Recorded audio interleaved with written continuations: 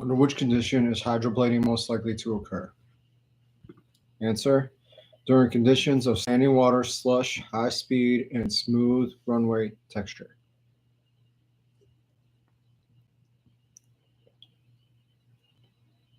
Higher touchdown speeds on wet runway surfaces increase the possibility of hydroplaning. Which type of hydroplaning occurs when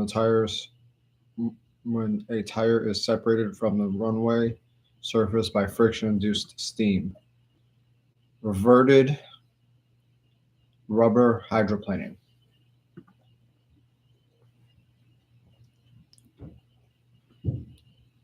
Aerodynamic braking is most effective. Answer: when down to 60-70% of the airplane's touchdown speed.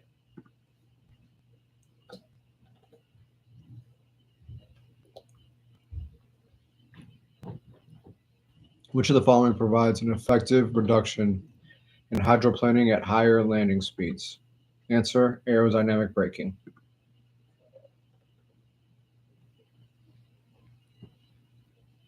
Which of the following conditions increases the likelihood of hydroplaning? Answer: landing on a wet runway surface heavily covered with rubber skid marks.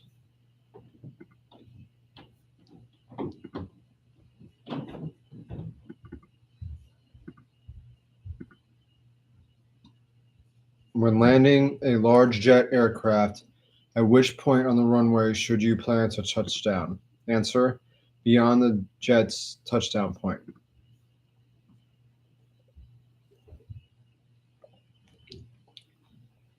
Refer to figure 158. With winds reported as from 330 degrees at 4 knots, you are given instructions to taxi to runway 4 for departure and to expect takeoff after an airline departs from runway 29. What effect would you expect from the airliner's vertices? Upwind vortex would tend to remain over the runway.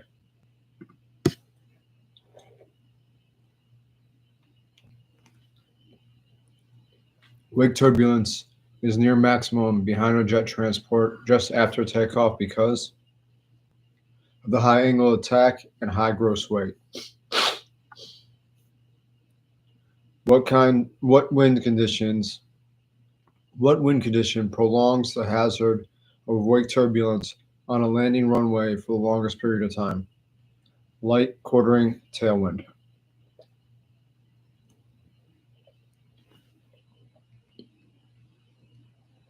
What effect would a light crosswind of approximately 7 knots have on vortex behavior? Answer: the upwind vortex would tend to remain over the runway. When taking off behind a large jet aircraft that has just departed, at which point on the runway should you rotate? Answer: prior to the jet's point of rotation.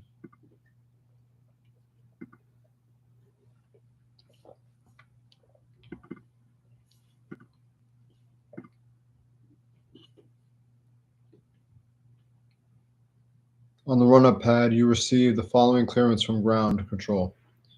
Clearance to Dallas Love Airport as filed. Maintain 6,000. Squawk 070. 4. Just before departure.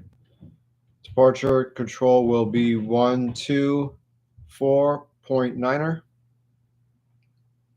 An abbreviated clearance such as this will always contain the destination airport and routes. What response is expected when ATC issues an IFR clearance to pilots of airborne aircraft?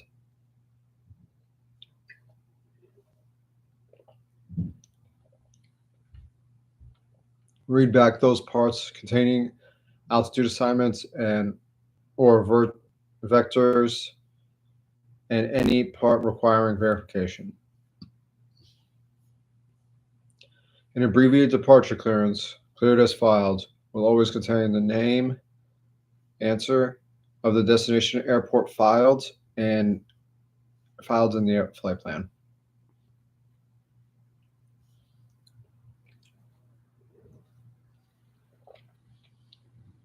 You may cancel an IFR flight plan answer if in VMC outside of Class A airspace. Which clearance items are always given in an abbreviated IFR departure clearance? Assume radar environment. Answer: destination airport, altitude, DP name, number, and or transition if appropriate. How is your flight plan closed when your destination airport has IFR conditions and there is no control tower on the field?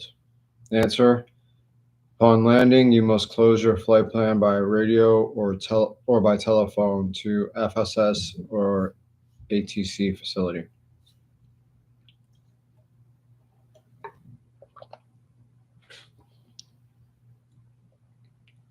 What radar or what is indicated by the ATC term radar contact? Answer: your aircraft has been identified on the radar display and radar flight following will be provided until the radar identification is terminated.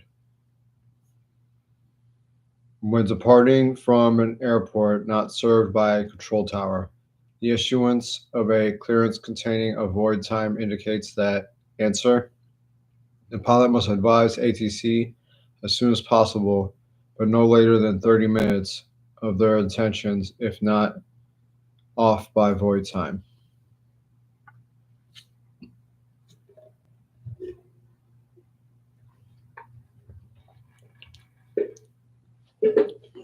Which of the following information is always given in an abbreviated departure clearance? Answer: name of the destination airport or specific fix and altitude. During a takeoff into IMC with low ceilings, you should contact departure answer when tower instructs the change.